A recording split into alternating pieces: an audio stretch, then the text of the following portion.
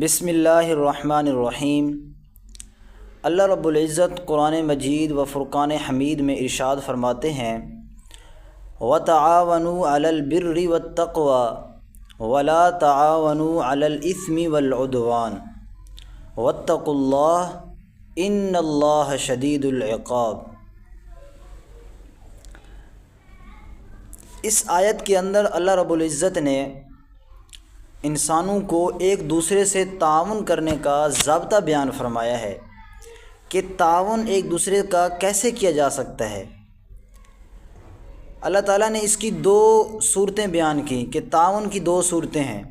ایک تو یہ ہے کہ آپ کسی کی گناہ کے کام میں تعاون کریں، یعنی کوئی بندہ غلط کام کر رہا ہے، آپ الٹا بجائے روکنے کے آپ اس کی مزید اس میں مدد کر رہے ہیں، آپ اس کو مزید تھپکی دے رہے ہیں، یا اس کی آپ ایسے طریقے سے مدد کر رہے ہیں کہ بجائے اس گناہ سے پیچھے ہٹنے کے وہ آگے ہی بڑھتا جا رہا ہے، تو یہ ہے گناہ میں مدد کرنے کا ایک تعاون کرنے کا ایک صورت۔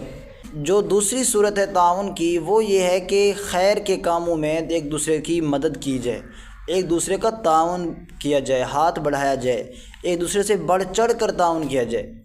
مثلا اس کی ایک مثال یہ ہے کہ ایک بندہ مسجد میں نماز پڑھنے آ رہا ہے، ذرا راستہ لمبا ہے، مسجد ذرا دور ہے، اس وجہ سے اس کو آتے آتے ہو سکتا ہے کہ اس کی جماعت جو ہے وہ فوت ہو جائے۔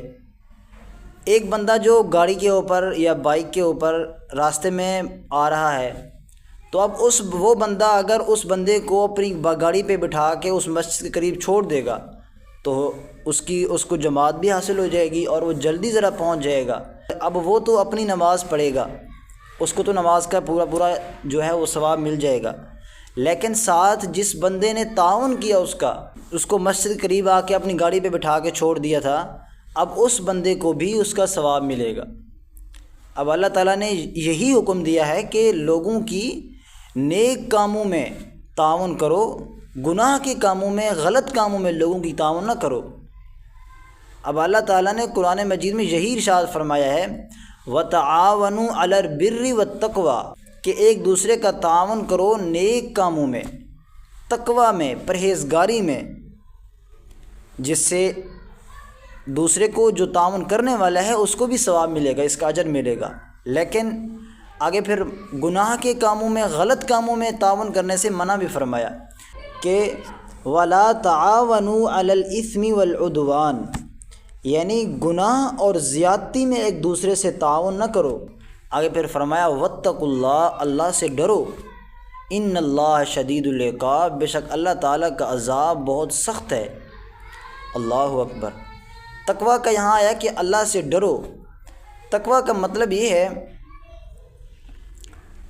کہ ہر اس کام سے اپنے آپ کو بچانا جس سے تعلق مع اللہ میں کوئی فرق آ جائے۔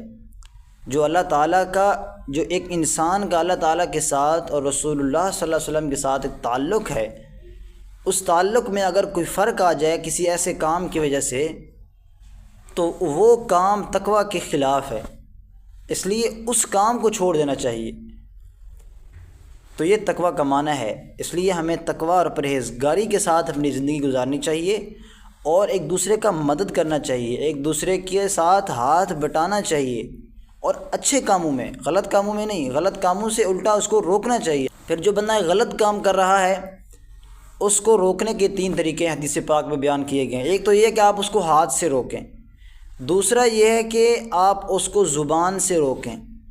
اگر آپ ہاتھ سے نہیں روک سکتے، آپ کے اندر اتنی طاقت نہیں ہے، آپ کو خطرہ ہے کہ اگر میں ہاتھ سے روکوں گا تو ہو سکتا ہے کہ اس سے بڑا کوئی نقصان ہو جائے، تو آپ پھر اس کو اپنی زبان سے روکو۔ اگر زبان سے بھی نہیں روک سکتے تو پھر اس تیسرا جو آخری درجہ ہے وہ ہے کہ اپنے دل میں اس کو برا سمجھے کہ یہ کام جو غلط بندہ کر رہا ہے، یہ غلط کام کر رہا ہے، کم از کم اس کو اپنے دل میں برا سمجھے۔